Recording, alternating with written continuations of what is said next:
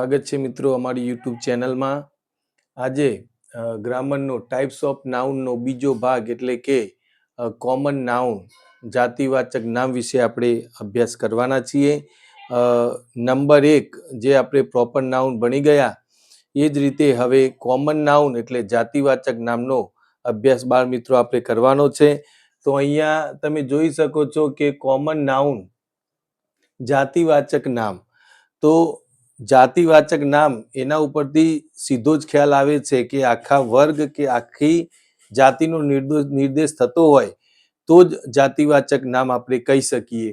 અહીંયા મિત્રો બોર્ડ ઉપર લખેલું જ છે, જે નામ પ્રાણી, પદાર્થ, પક્ષી કે વસ્તુનો આખો વર્ગ કે જાતિ દર્શાવે તેને જાતિવાચક નામ કહેવામાં આવે છે। ફરીથી એક વખત મિત્રો તમે જોઈ લો કે કોઈ એવું નામ જે પ્રાણી, પદાર્થ, પક્ષી કે વસ્તુનો આખો વર્ગ કે જાતિ દર્શાવતું હોય તો એવા નામને આપણે જાતિવાચક નામ કહીશું। તો જાતિવાચક નામની અંદર આખો વર્ગ અને જાતિ દર્શાવવામાં મિત્રો આવી હોય તો અહીંયા મેં કેટલાક ઉદાહરણો લખેલા છે, એ ઉદાહરણ ઉપરથી આપણે ખ્યાલ મેળવીએ કે જાતિવાચક નામ કોને કહેવાય। ખૂબ અગત્યનો ટોપિક છે એટલે મિત્રો ખૂબ ધ્યાન રાખજો। અહીંયા ઉદાહરણ આપ્યું છે કાઉ।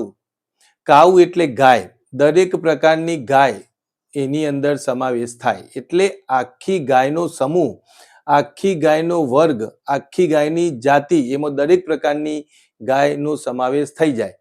તો કાઉ એટલે ગાય, તો દરેક ગાયની આખી જ જાતિનો એમાં સમાવેશ થાય એટલે કાઉને જાતિવાચક નામ કહેવાય। પણ કાઉની જગ્યાએ અથવા કાઉનું કોઈ નામ આપેલું હોય કે ગૌરી તો એ વ્યક્તિવાચક બની જાય છે। એટલે હવે આપણે આ કોમન નાઉન શીખીએ એના પછી પ્રોપર નાઉન અને કોમન નાઉન એટલે વ્યક્તિવાચક નામ અને જાતિવાચક નામ બંનેનો તફાવત સમજીશું એટલે આપણને સ્પષ્ટપણે ખ્યાલ આવી જશે। તો મિત્રો અહીં કાઉ એટલે ગાય, એ આખી જ જાતિનો નિર્દેશ કરે છે એટલે તેને જાતિવાચક નામ કહેવામાં આવે છે। નંબર આગળ જોઈએ તો ક્રો। ક્રો એટલે કાગડો, તો કાગડામાં આખી જ દરેક પ્રકારના કાગડાની જાતિનો સમાવેશ થઈ જાય છે, એ આખી કાગડાની જાતિનું એ નિર્દેશ કરે છે એટલે એને જાતિવાચક નામ કહેવામાં આવે છે। Number 3 lion. લાયન એટલે સિંહ। જો સિંહનું કોઈ વ્યક્તિગત નામ આપવામાં આવ્યું હોય તો એ વ્યક્તિવાચક નામ થાય, પણ અહીંયા તો માત્ર લાયન એટલે સિંહ, તો સિંહ એ માત્ર આખી જ જાતિનો અહીંયા નિર્દેશ કરે છે, તમે જોઈ શકો છો મિત્રો।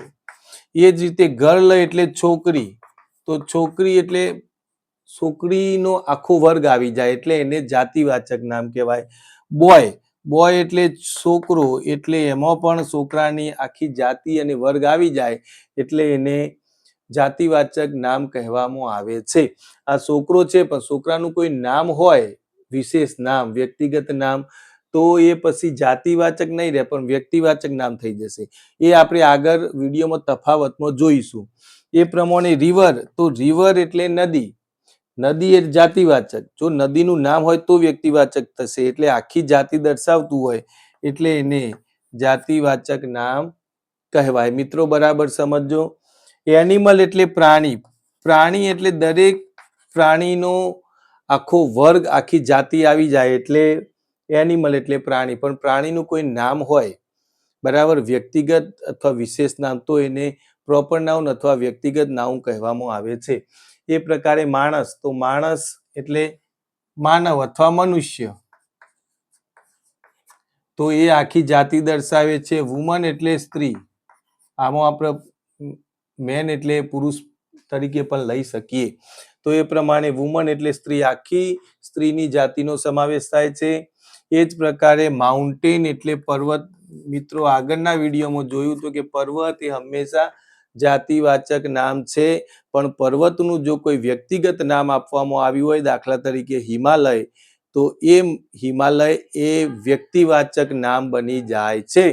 એ જ રીતે મિત્રો લેક એટલે તળાવ, પણ તળાવનું કોઈ નામ આપ્યું હોય તો વ્યક્તિવાચક થઈ જાય, પણ લેક એટલે તળાવ, તો દરેક પ્રકારના તળાવની જાતિનો નિર્દેશ થાય છે એટલે તળાવ એ જાતિવાચક નામ છે। બાઇસિકલ એટલે સાયકલ આપણે કહીએ તો એ પણ દરેક પ્રકારની સાયકલની જાતિ દર્શાવે છે. ટાઈગર એટલે વાઘ, તો બધી જ વાઘની જાતિ સંપૂર્ણ એનો વર્ગ દર્શાવે છે. એટલે વાઘ, ટાઈગર એ હંમેશા કોમન નાઉન અથવા જાતિવાચકમાં આવે છે. પણ જો ટાઈગરનું કોઈ વ્યક્તિગત નામ આપવામાં આવે તો એ વ્યક્તિવાચક નામ બને છે.